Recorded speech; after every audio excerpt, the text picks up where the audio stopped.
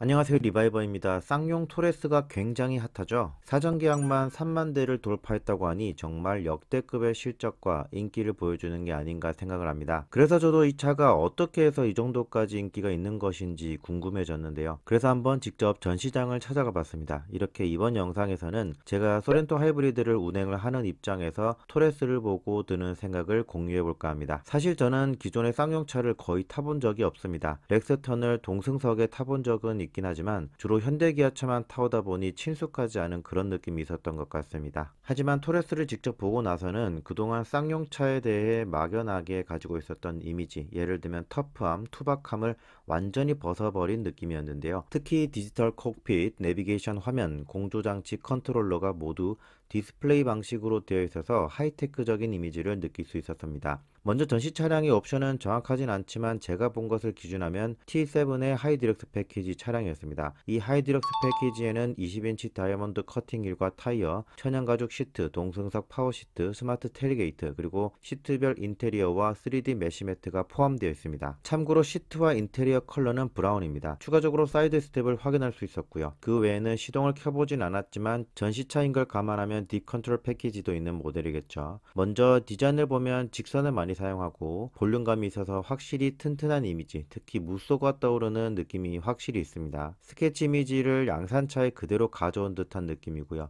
후드 패션 가니쉬는 차의 일부분을 연결하는 차박 캠핑러들에게 특히 요긴하게 쓰일 수 있을 것 같네요. 후드 가운데 뒤쪽으로 이렇게 플라스틱 커버가 있는데 여기 와이퍼 워셔액이 나오는 노즐이 있습니다. 그리고 이 플라스틱 커버는 후드 위에 흐르는 공기를 한 번 더 올려주면서 이 와이퍼에 부딪히지 않도록 해서 공기의 흐름을 좀 더 원활하게 뒤로 빼주는 역할을 하는 것으로 보여집니다. 물론 와이퍼 자체도 에어로 디자인을 따르고 있지만 그래도 이 공기 저항의 흐름을 좀 더 원활하게 만들어 주면서도 터프함을 강조하는 역할을 하는 가니쉬가 아닌가 그렇게 생각이 되네요. 사이드 미러는 생각보다 엄청 크다고 느껴지지 않았습니다. 유튜브 영상들을 보면 크다는 얘기가 많던데 생각보다 그렇게 큰 느낌은 아니었고요. 디자인은 쌍용 자동차만의 그런 터프함이 돋보였습니다. 다만 시야를 더 확보하기 위해 A필러에서 나오는 게 아니라 도어에서 올라오는 플로팅 타입이지만 A필러에 스피커가 있고 창문을 일부 가리는 디자인이라 시야가 크게 확장되지는 않았습니다. 운전석 도어에는 전자석 파워 윈도우 스위치가 있는데 1열만 프로토 업다운이 되는 것은 좀 아쉬웠습니다. 이 차량은 특히 몇 개 선택 품목을 제외하면 거의 풀옵션에 준하는 모델임에도 불구하고 1열 윈도우만 풀 오토 업다운이 된다는 것, 그리고 운전자에 따라 시트 위치를 저장하는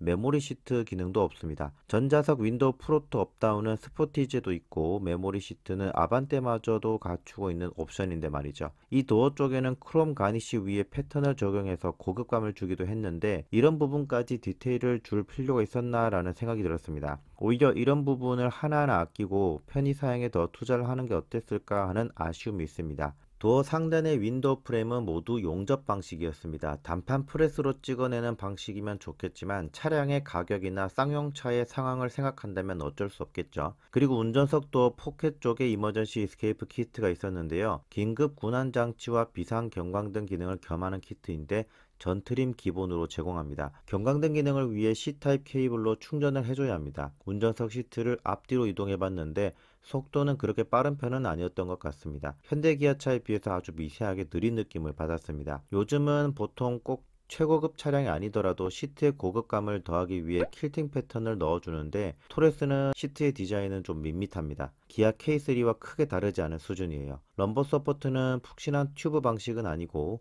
기계식으로 앞뒤로만 작동하는 2웨이입니다. 티볼리도 앞뒤 상하 작동하는 4웨이였는데 이건 좀 아니지 않나 싶네요. 사실 등급으로 따져보면 토레스 밑에 코란도, 티볼리 에어, 티볼리 순인데도 티볼리에 공을 더 들인 느낌이네요. 암레스트 센터 콘솔 커버 디자인은 나름 괜찮게 한 것 같고요. 전시 차량이라 따로 디스플레이 화면까지 보지는 못했습니다. 에어컨 송풍 레버는 방향과 잠금 기능이 결합된 형태네요. 센터 콘솔에는 12V 소켓도 하나 자리 잡고 있습니다. 기어 노브 주변과 센터 콘솔 수납 공간을 보면서도 최근의 니로 2세대처럼 분리가 되는 파티션을 적용하면 어땠을까 하는 아쉬움이 있었습니다. 커피 두 잔을 놓고도 뒤에 한 잔을 더 넣어도 되는지 궁금하게 만드는 애매한 공간도 있고요. 2열로 넘어가면 창문에 롤러 블라인드가 있는데요. 특히 패밀리카에 저는 이 기능을 꼭 넣으라고 추천드리고 싶네요. 참고로 롤러 블라인드는 T7의 기본 품목으로 들어갑니다.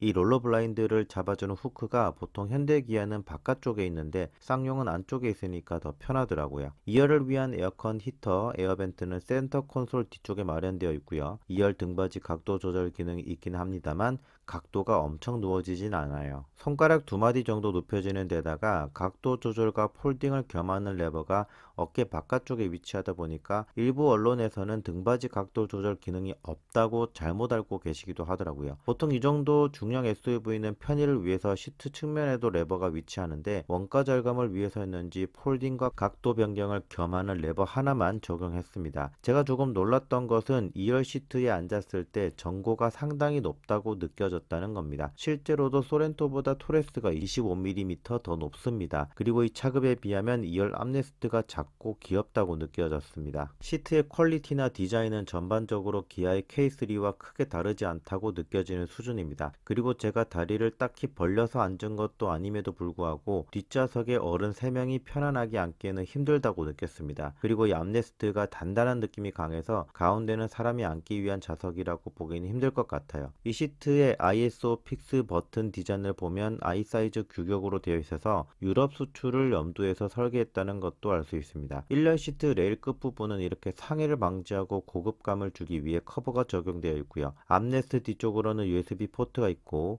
실내 등은 모두 LED로 되어 있습니다. 룸미러에 하이패스가 들어가는 모델이다 보니까 베젤이 조금 두껍습니다. 요즘 신차들은 베젤이 얇게 나오는 추세인데 하이패스 카드도 수납되는 룸미러라 두께도 두껍습니다. 주유구는 팝업식이고 가솔린이 들어갑니다. 문을 열고 닫아봤는데 분명히 무겁긴 한데 닫힐 때 무게감 있고 부드럽게 닫히기보다 와일드하게 닫히는 느낌이 있습니다. 트렁크를 열어봤는데요. 트렁크 용량은 소렌토와 유사한 수준이라고 합니다. 소렌토가 705리터, 토레스가 703리터인데 여기서 러기지 보드를 제거하면 839리터라고 합니다. 사실 소렌토는 6인승과 7인승의 3열 시트가 있어서 그렇지 5인승도 똑같이 러기지 보드를 제거할 수는 있습니다. 다만 러기지 보드 사이즈가 토레스가 소렌토 비해서 크다 보니 러기지 보드를 제거하면 토레스가 약간 더 용량이 클 것 같네요. 좌우로는 짐을 고정할 수 있도록 스트랩이 있고 오른쪽에는 조명등이 자리하고 있습니다. 조수석 시트도 파워로 움직여집니다. 운전석과 동일하게 높이와 틸팅 조절도 다 됩니다. 예전에 제 차가 스포티지 R이었는데 조수석 글러브 박스에 에어컨 개폐구가 있어서 냉장이나 보온이 가능했는데요. 요즘은 원가 절감 때문인지 소비자들이 잘 몰라서 사용하지 않아서인지는 몰라도 이 기능이 자연스럽게 사라졌습니다. 저는 이번 토레스를 보면서 아무래도 캠핑이나 차박을 하는 사람들에게 토레스를 추천하기 좋은데 이 기능을 넣어줬으면 어땠을까 하는 생각이 들더라고요. 그리고 조수석 왼쪽에도 이렇게 수납 공간이 있고요.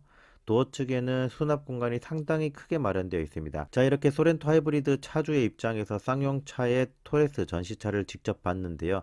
마지막으로 제 총평을 하기에 앞서서 제 채널을 구독하시거나 영상을 보시는 분들은 자동차에 대해 관심이 많으실 것 같아 윌라 오디오북 컨텐츠를 추천해드리려 합니다. 앞으로 자동차를 필두로 이동수단이 어떻게 바뀌는지 전반적인 트렌드를 알고 싶다면 모빌리티 미래 권력을, 그리고 향후 자율주행의 상용화에 대한 심도 깊은 이야기, 특히 라이다 센서에 대해 알고 싶다면 이한빈 서울 로보틱스 대표의 특강 4차 산업의 눈 라이다에 대하여를 추천드립니다.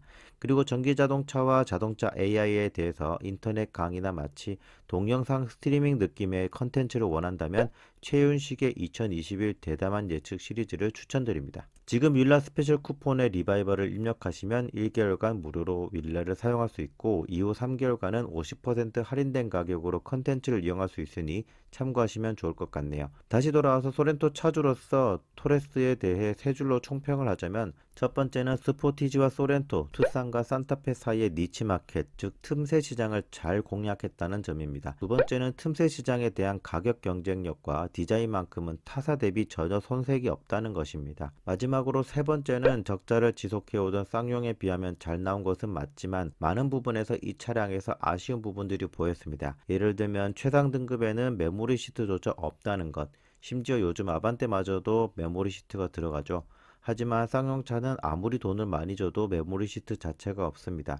그리고 2열 창문도 풀 오토 업다운이 안됩니다. 파워트레인도 동일한 배기량 엔진이 아니지만 객관적으로 비교해보면 여기서 중량을 마력으로 나눠서 나오는 값이 낮을수록 엔진의 부하가 덜 걸립니다. 그만큼 밟을수록 경쾌하다는 거죠. 이걸 중량 대 마력비라고 하는데 토레스가 8.94, 소렌토가 6.12입니다. 토레스보다 소렌토가 30%나 부하가 적다는 것은 그만큼 힘이 남아 돈다는 겁니다. 이런 부분에서 결국 장기간 수익 확보로 기술 투자를 하고 엔진, 변속기 라인업도 많고 개발 능력도 상대적으로 월등히 나은 현대기아가 더 매력적으로 보일 수밖에 없는 겁니다.